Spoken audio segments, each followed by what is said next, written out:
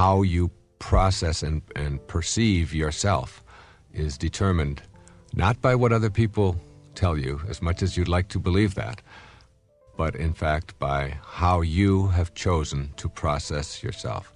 And what you want to learn how to do right off the bat, at the very beginning, is to understand that disliking yourself or experiencing self-rejection or putting yourself down or finding fault with yourself or looking at your body and telling yourself all the things about it that you don't like.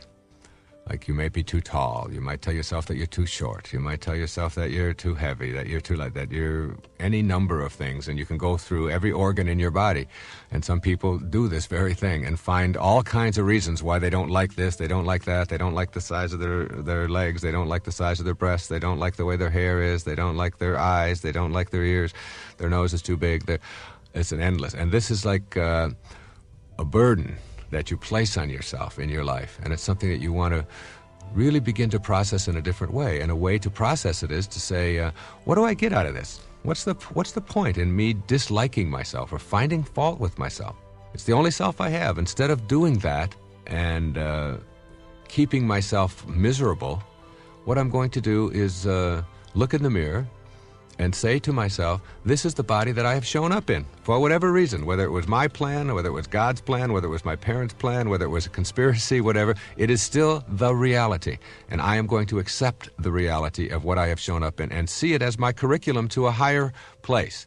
The body that you're in, whether it's in a wheelchair, whether it's blind, whether it's deaf, whether it's tall, whether it's short or black, white, whatever it may be, it is still your curriculum. It's what you have to use to get to the highest place that you want to be in your life. So rejecting it is really rejecting your entire life curriculum. And you have to really look at the whole idea of, in our culture, it's almost, I think I have been asked the question on talk shows across America more about this particular subject than anything else. And the question is, isn't it selfish? Aren't you promoting selfishness? Aren't you telling people that they should love themselves and reject all other people and so on? And I'd like to put that to rest right here.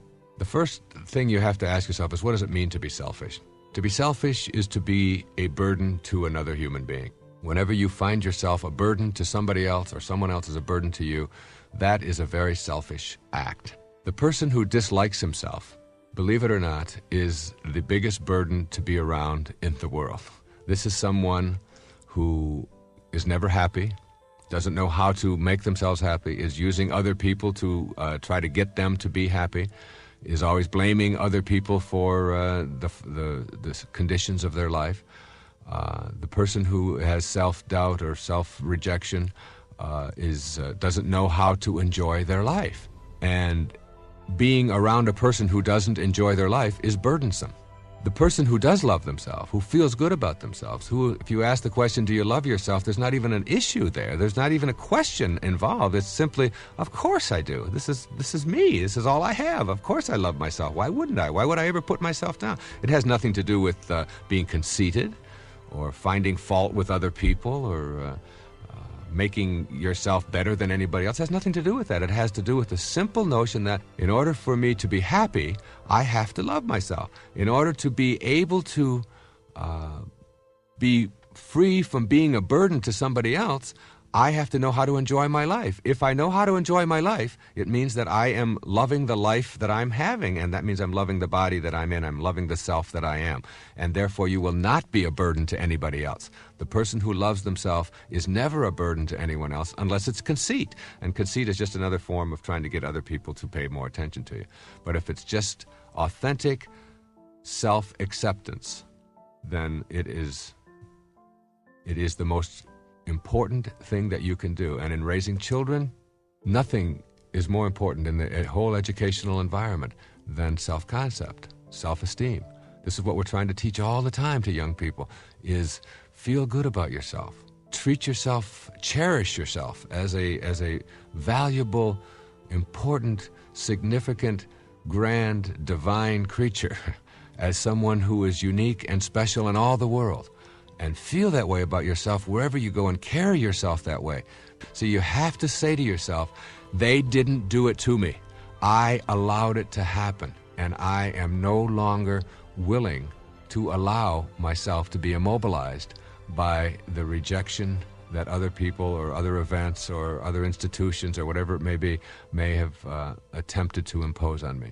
So what you want to do at this point is if you can see that there are areas of your life in which you are self-rejecting, and identify them and make a commitment to changing them, then you can come up with some specific things that you can do about it. You can begin to discipline yourself to select new responses to others' attempts at making you feel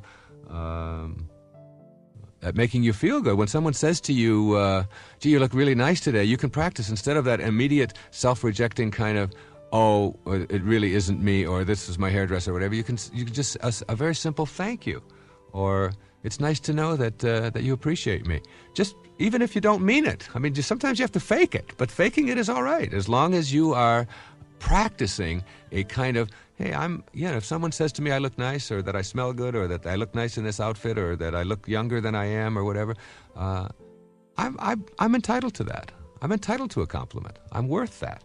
You can practice saying things like "I love you," and check out when someone says that back to you. How do you react to that? What is your reaction to that? And accept the "I love yous" and the caresses and the affection that other people are directing at you as something that is directed towards someone who deserves that, rather than always doubting it and saying, "Oh, I wonder if he really does that," or "I wonder if she really means it," or and all of the doubting kind of things. Of course you would love me. Your attitude, your inner conversation goes, "Of course you would love me. I'm worth being loved. I'm a valuable person."